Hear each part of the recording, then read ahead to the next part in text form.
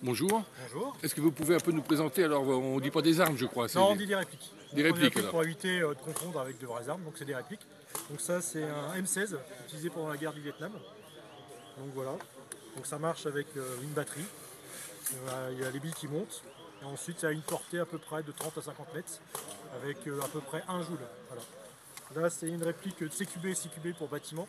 Donc une réplique assez courte. C'est un ARP9, une réplique moderne. Et ensuite on peut attaquer directement au PA, type PA CO2 avec une cartouche de gaz, qui est à peu près un chargeur d'une vingtaine de billes, pour rentrer directement dans les bâtiments pour moins de 10 mètres.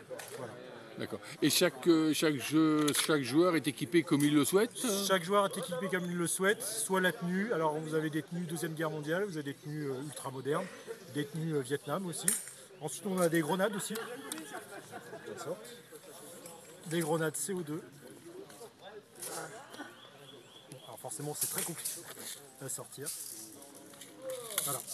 Donc c'est des grenades avec une cartouche de CO2. On dégoupille, le gaz gonfle en fait la grenade et ça éparpille des billes partout. Donc ça on met ça dans les bâtiments aussi. Et c'est pas dangereux tout ça? Alors, lunettes de sécurité obligatoire, parce que vous pouvez vous faire crever un œil, vous faire casser des dents, donc il faut faire attention. Mais sinon, c'est pas dangereux. Voilà. Si on respecte toutes les règles de sécurité, vous risquez absolument rien. Et est-ce que ces équipements coûtent cher?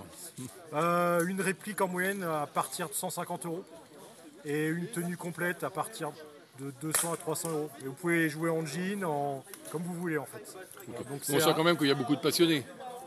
c'est un peu passionné, mais ça peut être ouvert à pas mal de monde aussi quand même. Par contre, c'est 18 ans, enfin 18 ans. Voilà. D'accord. On ne peut pas acheter une réplique quand mineur. Il faut avoir 18 ans absolument. C'est la réglementation. Même pour jouer sur terrain, c'est 18 ans. Quand vous avez un passage de puissance, parce que selon les fabricants et les marques, vous avez des puissances réglementées pour les terrains. Donc là, on a des colliers, donc ce qu'on appelle le passage au chronique, c'est ici, pour pouvoir avoir la puissance de la réplique. Donc maximum c'est 350 fps, 450 pour les snipers parce qu'il faut qu'ils tirent plus loin, et 300 et quelques ou 260 pour les PA. Et vous faites partie d'un club également? Je fais partie d'une team, donc c'est la Team Skull, voilà, donc c'est un groupe de copains. On se déplace un peu partout dans le coin et on fait des parties jusqu'en région parisienne ici. D'accord. Et vous jouez souvent? Et on joue des fois une fois par mois, des fois 2 fois par mois, des fois 3 fois par mois. Voilà. Alors un peu quel type de gens vous rencontrez un peu? Toute personne, c'est-à-dire de tout bord différent, de tout métier différent. Voilà, donc ça peut être des très jeunes qui sont encore étudiants, ça peut être des gens d'une cinquantaine d'années qui travaillent, même des gens, j'ai vu jusqu'à 65 ans. Voilà, donc c'est ouvert vraiment à plein de monde. D'accord. Et les catégories professionnelles, vous rencontrez tout le monde aussi? Tout le monde, de l'électricien au mécanicien auto, au conditionneur, à l'étudiant, au vendeur. Et alors est-ce est-ce qu'on peut dire que vous êtes des nostalgiques un peu de l'armée ou de la guerre?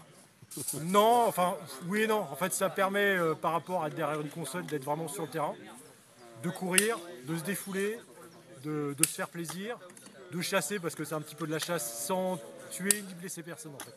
Voilà. Et c'est pas nostalgie de la guerre. On n'est vraiment pas du tout pour ça. C'est fait pour s'amuser.